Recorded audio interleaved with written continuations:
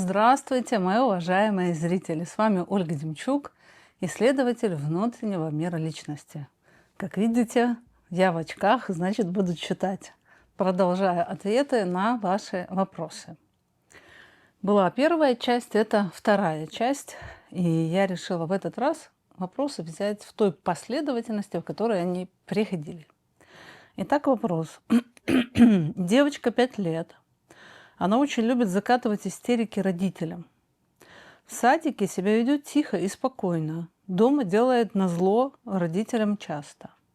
Родители работают из дома. В садике обманула, что ее покусал папа, но на самом деле она сама себя укусила. Любит обманывать. Маме сказала, что она сама ей мама. Какие стратегии психологии обычно используют в работе с такими людьми, чтобы они стали более стабильными? Спасибо. Ну, во-первых, девочка в вашем рассказе демонизирована. И когда читаешь, ну, это не пятилетний ребенок, а какой-то исчадие ада. Во-первых, она любит закатывать истерики, но дети не любят закатывать истерики, они их закатывают по какой-то причине. Они это делают, чтобы быть услышанными. В случае, когда родители не обращают на них внимания, или же когда ребенок не может добиться того, чего он хочет, потому что он иногда сам не понимает, чего он хочет. Он понимает, что ему некомфортно. И он кричит о том, что ему некомфортно. То есть истерика – это крик о том, что некомфортно. Дальше вы пишете, дома делают назло родителям. Дети не делают назло родителям. Никто не делает назло. Люди делают что-то по какой-то причине. И вот второе предложение, третье, и здесь тоже про внимание к себе. Родители работают из дома, но зачастую, когда родитель работает из дома, он полностью погружен, и ребенок может не чувствовать эмоционального отражения себя. То есть он не чувствует себя отраженным, и поэтому он изыскивает какие-то способы, чтобы родители на него именно эмоционально прореагировали, не посмотрели, не там, обратились по имени, а эмоционально. То есть, судя по всему, ребенку не хватает эмоционального отклика. И то, что папа укусил, это говорит о том, что она уже в садике начинает требовать особенного внимания к себе.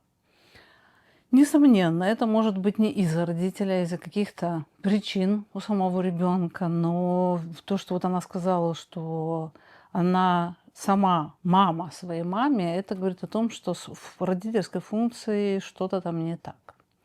Поэтому я предлагаю сходить к какому-то детскому психологу и в первую очередь родителям обратить внимание на себя. Следующий вопрос. Ольга, здравствуйте. Мне 50 лет. Живу с ощущением, как перед экзаменом. Трепет, волнение, неуверенность. Так случается на работе и в личной жизни тоже не всегда, но часто.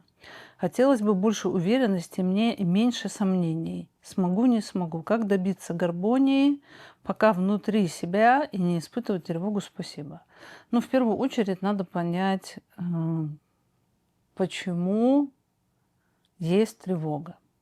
Тревога всегда и волнение есть, когда человек хочет какого-то определенного отношения к себе, определенной реакции на себя, определенный результат определенного от своих действий.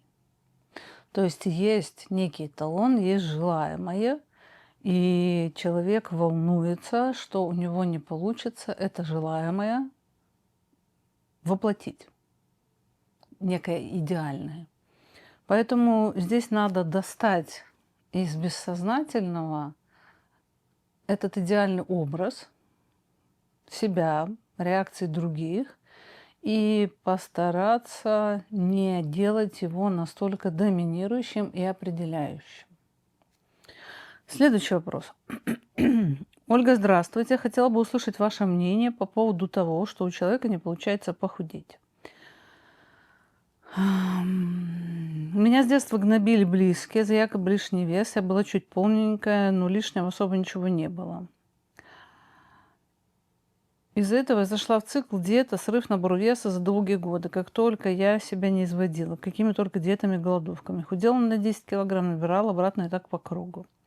Потом у меня случилась тяжелая ситуация. Сейчас я вешу на 20 килограмм больше, чем до всех диет. Ужасно тяжело это принять. Ужасно тяжело с этим работать. Потому что понимаю, что нужно как-то перестраивать свою жизнь, идти из заботы о себе, но не получается. Подскажите, пожалуйста, что вы думаете о снижении набора веса? Ну, в первую очередь вы пишете «не получается похудеть». Попробуйте переформулировать. Не получается меньше есть. А когда пишете «похудеть», в вашем вопросе основная причина скрывается в тень. А на самом деле это особенное отношение с едой. Поглощение еды дает ощущение счастья. Вот был ролик об отношениях с едой, там где с батоном. Попробуйте посмотреть его. И здесь надо разобраться с точкой безусловного счастья, в которую вы попадаете, когда потребляете еду. Вот это какое-то счастье. И я думаю, что где-то должна быть еще проблема в отношениях с или противоположным полом, или с каким-то там полом, но вот в личных отношениях. Потому что переедает чаще всего одиночество, потому что еда– это создание не субъектных отношений, а объектных отношений. Потому что у ребенка первый контакт идет с матерью через грудь. И здесь может заедаться ощущение тотального одиночества. Вот так вот я погадала на кофейной гуще для вас. Поэтому, мне кажется, надо что-то делать с невозможностью быть в близком контакте, в близких отношениях. Так, дальше идем. В обществе часто в тревоге. Психологи говорят, надо нырять в свои эмоции, тревоги, стыда, а не пытаться их спрятать. Ведь это самое сложное– показать свой эмоциональный раздрай другим. Есть ли способы принять то, что твой стыд– это лишь временная неполадка, и не надо это прятать от окружающих? Ну, стыду рознь. Бывает, вот есть два основных стыда, на мой взгляд. Первый стыд, касающийся собственного самолюбия, то есть я не такой идеальный, как хотелось бы. Люди ко мне относятся не так идеально, как хотелось бы. То есть все, что связано с самолюбием. Второй стыд за то, что ты причинил боль другому человеку. За то, что ты кого-то ранил, обидел и так далее. Скорее всего, ваш стыд связан с больным самолюбием. То есть самолюбие требует особенного отношения к себе. Или же особенного вашего проявления, и после этого проявления особенного отношения к себе. Поэтому здесь надо вывести в сознание, как вы должны проявиться или как другие должны прореагировать на вашу проявленность, так, чтобы стыда не возникло. Вот представьте идеальную ситуацию. И представив эту идеальную ситуацию, вы поймете, за что вы себя наказываете. То есть фактически стыд больного самолюбия– это наказание самой личности за то, что она не смогла добиться для идеального «я» идеальных условий. И я не считаю, что надо выражать все свои эмоции, потому что эмоции это такой продукт субъективности. И многим людям ваши эмоции мало того, что будут невыносимы, еще и, несомненно, они повлияют на отношения. С эмоциями надо разбираться внутри. А вот этот страх и вот эта тревога, это связано с каким-то требованием какого-то идеального, как я сказала, или своего идеального поведения, или идеальной реакции от других на себя. Следующий вопрос. Для чего стоит стремиться к тому, чтобы не стать инфантильным взрослым? Такой взрослый счастливее инфантильного. В чем выгода взросления? Помню мем, открытку «Взросление– это ловушка, оставайтесь с детьми». С детьми. Оговорка по Фрейду. Оставайтесь с детьми. И в Библии тоже есть посыл, что быть как ребенок якобы мудрее. Оставаться инфантильным ощущается более уютным и приносящим больше удовольствия. Хотеть быть взрослым ощущается как опасная ошибка и путь в скучную жизнь без удовольствия. Плюс вся потребительская культура нацелена на то, чтобы человек не взрослел. В чем же смысл взросления, если это обществу не надо, да еще и делает жизнь пресной? Спасибо. Ну, я, например, повзрослела для того, чтобы испытывать меньше боли, которую, несомненно, приносит детское больное самолюбие, для того, чтобы больше мочь, чувствовать себя реализованной и для того, чтобы мочь управлять своей жизнью. Потому что ребенок это всегда тот, кто слушается чужих команд. А мне хотелось самостоятельности, и для этого я развила взрослый ум, способный быть стратегом, способный генерировать оригинальные идеи. Я не агитирую никого становиться взрослым. Если вам больше нравится быть ребенком, пожалуйста. Но у меня не было выбора в том смысле, что мне родители не особо деньгами не помогали, и мне пришлось самой зарабатывать. А это может только взрослый. И у меня было очень много боли внутри из-за травматичных событий в детстве. Поэтому я вот такое в себе лекарство нашла.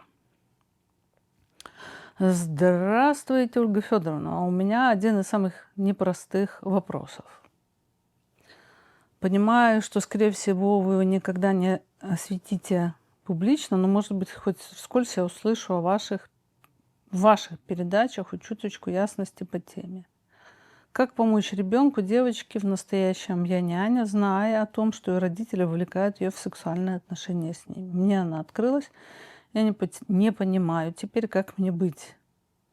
Всех пересажать не выход, на мой взгляд, они ее любят. Как мне поступить? Я не дочитываю ваш вопрос до конца. Здесь надо разобраться и потому что дети, они иногда описывают не совсем точно. Это не значит, что девочка врет.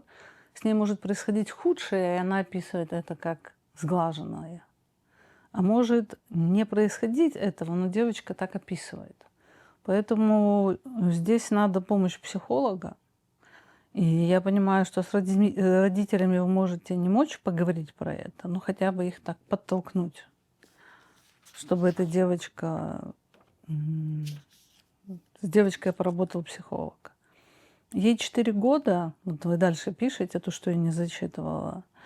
И здесь мне надо понимать всю картину, потому что обвинение в сексуальном соблазнении ребенка это очень серьезное обвинение. Поэтому я не хочу выносить никаких выводов, не зная точно все обстоятельства дела. У меня серьезные диагнозы, явно мало совместимые с жизнью. Это следующий вопрос читаю. Пока живу, но никак не могу разорвать зависимость психоэмоционального и физического. Как только в жизни что-то случается, я начинаю очень сильно болеть. В настоящее время непрохождение испытательного срока и проблемы в отношениях привели к 3 госпитализациям друг за другом. Вопрос здоровья критичен. Мне необходимо разобраться в психоэмоциональной сфере, иначе смерть близка. Работаю с психологом, разгребаю текущие вопросы, но понимаю, что проблема глубже. Куда копать, как помочь себе выжить, что со мной не так, как справиться с внутренними переживаниями, сверхреакцией и крайней чувствительностью, помогите. То, что вы пишете, это такие уже крайности психики. Вот вы говорите, что и госпитализация, и сверхреакции, и крайняя чувствительность, и непрохождение какого-то, не уточняете, испытательного срока, и проблемы в отношениях. То есть мы имеем дело с событиями на границе. И такими вещами занимаются психиатры. То есть здесь необходима какая-то медикаментозная помощь. Я думаю, что вот где вы пишете сверхреакция, там есть и сверхагрессивная реакция, и сверх какие-то плаксивые реакции. То есть здесь надо помощь психиатра. И когда психика стабилизируется, то тогда можно и с психологом поговорить. Но здесь надо что-то покрепче. Так, следующий вопрос. Не умею прощать, боль от предательства со мной всегда. Я слишком розовая в высоких ценностях и идеалах. Близкие предают, и я разрушаюсь. Но не рву отношения. Нахожусь рядом, будто отравленная. Будто каждый день капельку яда употребляю. Не могу очистить голову, отпустить, преодолеть разочарование и предательство. В итоге живу в страхе перед новыми людьми в жизни. Не могу строить отношения, безумно боюсь боли, ощущение, что больше нет ресурса, проживать страшное. И легче не сближаться и не калечить. Я вам хочу сказать, что описанные вами рисуют вас как идеального ангела, который никогда не ошибается, никогда не делает другим людям больно и никогда не ведет себя неуместно. Так не бывает. Я бы вам советовала разобраться с тем, что вы проецируете в других. Потому что я слишком розовая, а другие слишком предают. Ну, вы описали проецирование своих всех темных сторон других людей. Ну, что значит предает? Вы можете так себя вести, что человек прерывает отношения. Почему? И вы это вполне можете назвать предательством. Поэтому попробуйте присвоить себе проекции, и вы себя будете чувствовать более защищенно, и станет более понятно, что происходит. А так, конечно, непонятно, потому что если это только другие плохие, а вы хорошие, ну, тогда другим надо исправиться, выхода нет. Следующий вопрос. Помогите, пожалуйста, разобраться в ситуации. У меня проблема, я как будто не делаю выбор до конца. Есть работа, но я постоянно думаю, что можно найти и лучше, и отправляю резюме на вакансии. Есть отношения, я тоже думаю, что это не всегда. Это временно. Вот скоро у меня будут другие счастливые отношения. По ощущениям, как будто не принимаю свой же выбор до конца и не готова обсуждать, что мне не нравится, чтобы изменить это, а хочется уйти. Я вам посоветую загуглить «фетальная драма». Ее писали многие психоаналитики, но здесь есть схожее с тем, как ребенок рождается. То есть ребенок пребывает в утробе, через какое-то время утроба засоряется продуктами жизнедеятельности, ребенок принимает решение родиться, оставляет токсичную утробу и идет в новую жизнь. Вот вы такое впечатление, что вы хотите родиться какой-то другой, но ошибочно связываете это с внешними условиями или с отношениями, или с работой. По-новому родиться, то есть стать другим человеком, не получится через смену внешнего. Здесь необходимы какие-то внутренние перемены. Поэтому я думаю, что вам надо из критичного отношения к тому, что снаружи, посмотреть внутрь. Следующий вопрос. Мне 58 лет, вроде все хорошо, мучает бессонница. Триггер, волнуюсь за будущее внука. Причина не вылазит из телефона. Где здесь подвох? Причем здесь я, если родители внука вроде воспитывают правильно, с уважением. Я не думаю, что ваша бессонница из-за внука. Несомненно, психика пытается найти какую-то тему, чтобы найти объяснение своим эмоциям. Бессонница может быть как физиологической, так и психологической. Поэтому я предлагаю в первую очередь сходить к невропатологу, поговорить с ним. Он вам пропишет какие-то препараты. Вы сможете избавиться от бессонницы. Но бессонница может быть и психологической, и вы внука сюда притягиваете, потому что волноваться по поводу внука гораздо легче, чем волноваться по поводу чего-то внутри себя. Вот вы пишете, все хорошо, но не думаю, что внук в телефоне – это истинная причина. Попробуйте поискать еще какую-то. Следующий вопрос. Поменяла много всяких работ. Последние годы остановилась на граф-дизайне.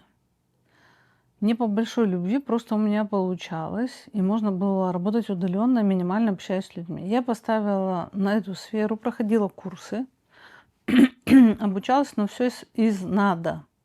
Были попытки рекламироваться. При этом все на внутреннем отторжении. В общем, спустя годы много денег не заработала. Что-то получилось, что-то нет. Сейчас у меня полное отсутствие интереса и даже отторжения. Чувствую себя неудачницей, что непонятно чем занималась драгоценные годы жизни. Бросить порывалась давно, но не знаю, чем заняться еще с перспективой заработка. Занимаюсь музыкой, это интересно, но веры нет в то, что могу монетизировать. Подскажите мои возможные ошибки мышления и как все-таки реализоваться профессионально. Спасибо, ценю ваш труд. Ну, обычно такое бывает, когда человек ждет того самого.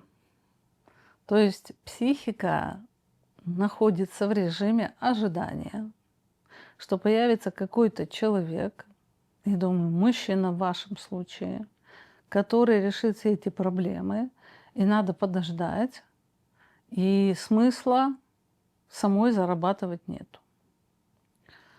Поищите того самого, который должен вас спасти, и попробуйте перестать на него надеяться. Тогда, я думаю, энтузиазма станет больше. Следующий вопрос. Никак не могу удержаться от фантазирования об отношениях с каждым симпатичным мне парнем. Вот как раз вторая серия предыдущего вопроса, который обратил бы на меня маломальское внимание. Контакт я воспринимаю как интерес, тепло и вежливость как симпатию, симпатию как влюбленность. Инвестирую и фантазирую, а потом одно и то же. Отношения не развиваются, интерес тухнет, все сходит на нет. Все было в моей голове, я разочарована, горюю и так по кругу. Умом понимаю, что опережаю события и додумываю, но перестать так вспыхивать эмоциями и надеждами не могу. Снизить важность тоже. И да, тот самый моя доминанта. Спасибо, что уделили время и внимание и за ваш труд. Ну, во-первых, вам надо понять, что вы ищете не его, а ее, а точнее себя. В момент влюбленности у нас происходит размыкание клетки мира имени себя. То есть мы начинаем видеть белый свет. Вот как камнем припирают дверь, чтобы она не закрывалась. Точно так же влюбленностью припирают дверь для того, чтобы эта клетка, где я абсолютно одна, открылась. То есть это такое сумрачное состояние, одиночество, нету людей. А когда есть влюбленность, тогда там появляется на моей каменной пустынной планете хотя бы один человек, и мне становится веселее. Это как у Робинзона Круза появился Пятница. И из-за того, что вы сами не понимаете, как выходить из запертости, вы как-то так жизнь сложилась, что вы за счет влюбленности оттуда вышли, вы пытаетесь опять найти, в кого влюбиться, для того, чтобы вдохнуть этот свежий воздух из мира не имени себя. Поэтому я бы поработала с запертостью внутри, то есть с невозможностью выстраивать контакт с миром иным способом, чем через влюбленность. Про мир имени себя много видео. Надеюсь, вы найдете выход и без тех самых. Вы ищете себя какую-то, вот какую, какой вы становитесь. Вот вы опишите, а мне кажется, будет понятнее. Муж не работает, но помогает по дому. Выслушивает, поддерживает и добрый человек. Как примириться, что доход на мне? Во всех источниках одно и то же. Менять мужа, а если не хочу менять, если люблю, как быть в такой ситуации? Значит ли это, что со мной что-то не так или моя ситуация нормальная? Ирина, если устраивает вас и мужа, эта ситуация нормальная. Не надо слушать всякие источники. Если вам вдвоем хорошо, но так бывает, что у женщины есть определенные доминанты, которые требуют рядом вот этого безусловного человека. А у другого человека доминанты, которые требуют от него быть вот этой вот опекающей мамой. Вы совпали, никого не слушайте. Так, здравствуйте, Ольга. Моя мама в детстве на моих глазах душила мою сестру. Это происходило 2 раза. Родители сильно калечили до 16 лет. Мне 23. Работаю 3 года с психотерапевтом. Можете подробнее рассказать о том, как люди могут облегчить себе состояние ожидания смерти за свои чужие ошибки? И иногда, когда я или коллега что-то делаю не так по работе, мне кажется, что замначальница может меня убить, хотя это, очевидно, не так. Ну, у вас вопрос про неприсвоенную агрессию. Если вы измените свою формулировку, когда что вы хотите убить начальницу, а не она вас, вам станет понятнее. Проблема людей, которые росли вместе с агрессорами, вот там вот родители были агрессоры или другие значимые взрослые, или там старшие братья и сестры, состоит в том, что им внутри себя хоть маломальскую похожесть на агрессора нельзя узнавать, потому что они тогда станут чудовищами. И здесь речь, мне кажется, про неприсвоенную агрессию, про проецирование ее. Я думаю, что вы не людей боитесь, а боитесь, что вы проагрессируете, тогда вы станете как они.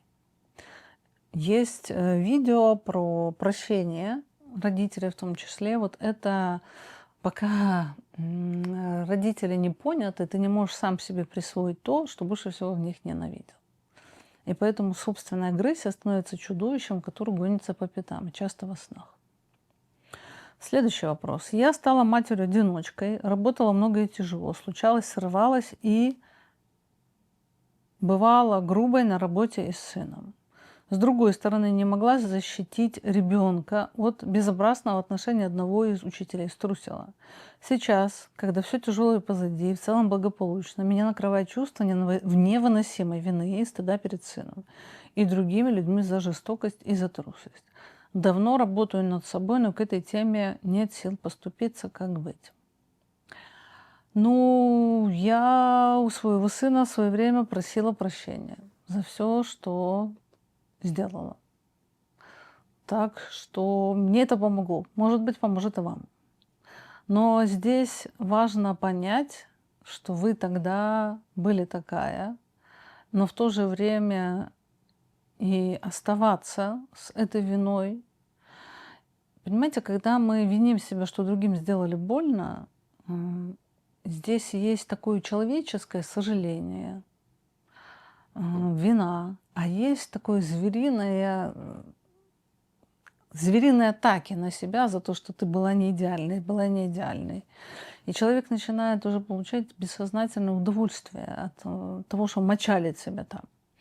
Поэтому попробуйте остаться в человеческом, таком тихом сожалении или скорби о том, что так было. Ну и у кого можно, попросите прощения. Это сразу облегчает жизнь. И верующие люди, они ходят на исповедь. Думаю, что вам тоже она может помочь.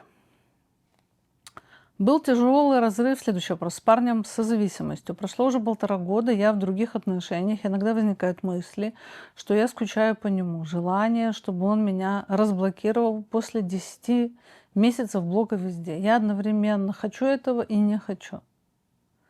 Ну, там у вас бурно было, раз вы там позаблокировали друг друга. Хочу из-за желания вернуться в прошлое и вернуть все как было. Не хочу из-за того, что он, скорее всего, не изменился, а также из-за боязни потерять того парня, что у меня сейчас есть. Как мне принять то, что меня не выбрали, то, что этот человек не хочет быть рядом со мной? Как перестать ждать и надеяться, что он передумает? А также при этом еще и винить себя за то, что у меня есть до сих пор это желание. Ну, когда мы скучаем по ком-то, мы всегда скучаем по себе рядом с этим кем-то. Вот я думаю, что только в созависимости бывают бурные эмоции, бурные выяснения отношений, бурные скандалы, и это отдает ощущение, что я живой. Обычно, когда человек не может проявиться, почувствовать себя живым по каким-то внутренним причинам, не может реализовать себя в профессии, не может воссоединиться с этим миром, то тогда только такие созависимые бурные отношения становятся единственной возможностью ощутить себя живым. И психика это связывает с другим человеком, именно с тем. Хотя на самом деле он весьма косвенная причина. Попробуйте понять, почему вы себя не чувствуете живой, и почему этот человек давал вам эту возможность. Так, добрый день, 55 лет, 5 лет в терапии. Как найти свое призвание в работе? Я постоянно учусь, уже несколько раз менял специализацию. Достигаю высоких результатов, а потом в какой-то момент выгораю на работе и не могу найти новую. Я уже очень устал изучать еще какую-то новую отрасль, но не понимаю, как зарабатывать. Я обращаюсь в компании, а они или не отвечают, или говорят, что моя квалификация избыточная, я в отчаянии. Полгода работы, и аутоагрессия съедает меня. Каждый день с ней борюсь, так устал, что думаю о смерти. Ну, мне кажется, вы знаете, что я не обладаю всей полнотой фактов, но мне кажется, что вы давно выросли из вообще статуса подчиненного, и вы хотите открыть, вам бы надо бы логично открыть что-то свое, но вы это не можете сделать не из-за низкой квалификации, не из-за отсутствия знаний, а из-за проблем в общении с людьми. То есть одни части личности выросли, а вторые нет. И если вам надо или же смириться и понять, что вот так оно и будет дальше, или же разобраться в терапии, раз уж вы в ней, почему вы не можете быть руководителем и собственником своей компании. Потому что выгораете вы, я думаю, что не из-за работы, а из-за того, что вы уже выросли в статус быть в подчинении у кого-то. Так.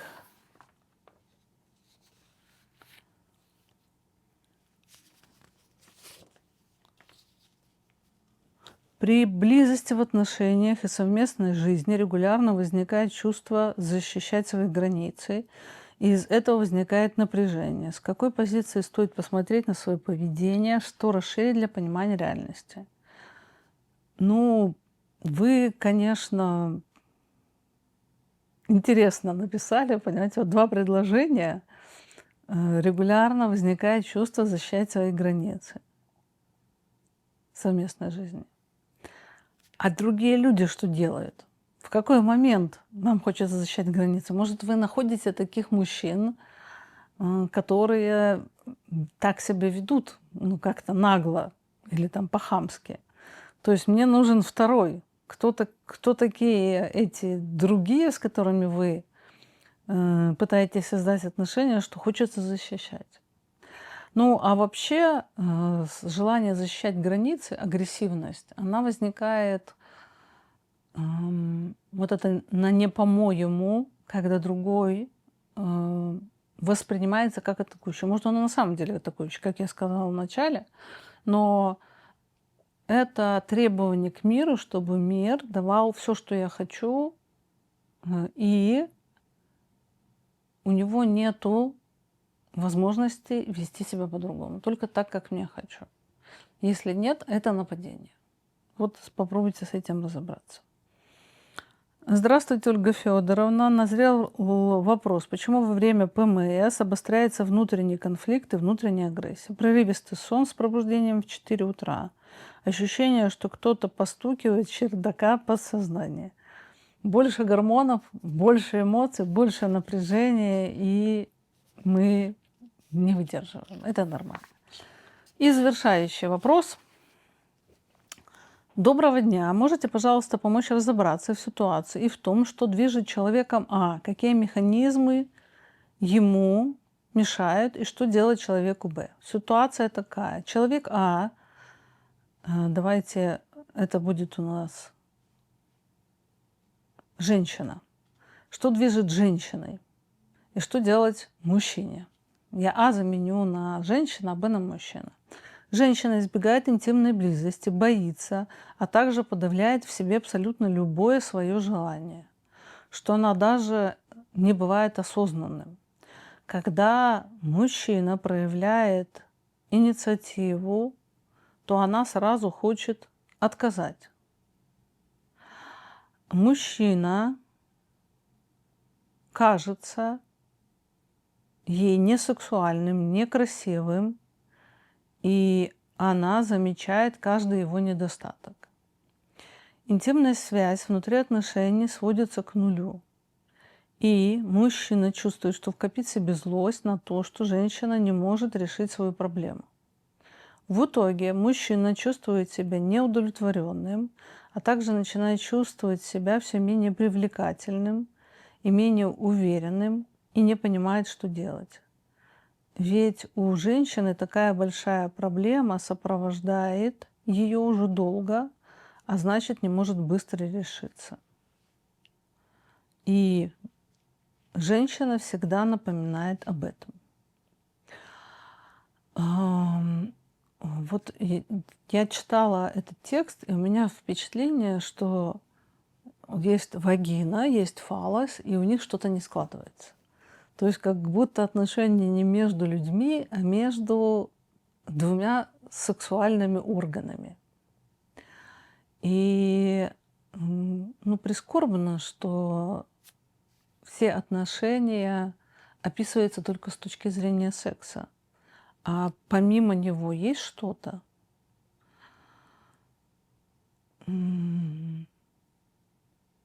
Я думаю, что секс, он естественное продолжение чего-то. А здесь вот это чего-то, его как будто нет. Только естественно секс и все.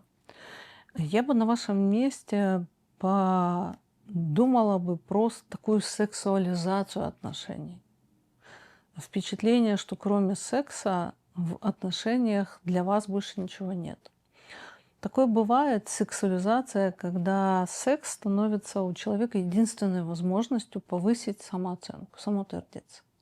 То есть у человека не получается где-то еще в жизни, и секс– это самый быстрый и простой способ достичь удовольствия собой. Поэтому попробуйте посмотреть на удовлетворены ли вы своей жизнью, реализованы вы в других сферах, и также подумать, почему у вас могла возникнуть ранняя сексуализация. То есть здесь есть некая доминанта, которая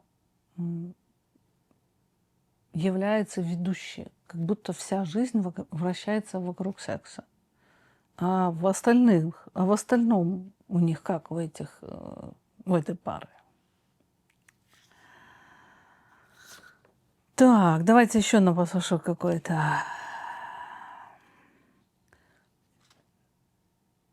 Про вес я уже говорила. В поисках любимой тоже говорила. Почему? Потому что человек хочет, чтобы разорвался круг. Как относиться к мату? Не знаю, смотря кто его говорит и по какому поводу. Вот этот вопрос, наверное, интересный. Я на нем еще, может быть, маленький. Женщина пишет, я кратко озвучу, нужны ли женщинам мужчины. Она рассуждает о том, что им надо приготовить поесть, а женщина становится обслуживающим персоналом. В чем смысл вообще брака? Я отвечу кратко. Я не считаю, что все должны быть в браке. Есть люди, у которых структура с браком несовместима. Здесь надо разбираться. Понимаете, есть эмпатичные, умные мужчины и глупые женщины, которые потребляют. А есть эмпатичные, умные женщины, и есть мужчины-потребители. Поэтому я бы так не разделяла. Вот мужчины, значит, вот такие, женщины такие. Все люди очень разные. Ну что, буду завершать. Такой формат. Я и так сняла 2 передачи. Прошу прощения у тех, чьи вопросы не попали. Я буду продолжать такой формат 2 раза в год точно, перед Новым годом и летом. Если у вас есть возможность, вы можете стать спонсором. И спонсоры могут присылать свои вопросы каждую неделю. Там я отвечаю каждую неделю. Там плата небольшая, около $10 за месяц. Так что я думаю, что как-то можно ее выделить, и тогда можно задавать вопросы чаще. Ссылочку на оформление спонсора будет под видео. Я хочу сделать небольшой анонс. Мы решили провести вебинар про тело, про то, как уметь понимать свое тело и как не бояться своего тела. И реклама уже скоро появится со ссылкой тоже на этот вебинар. Все, закрываюсь, прощаюсь, до встречи.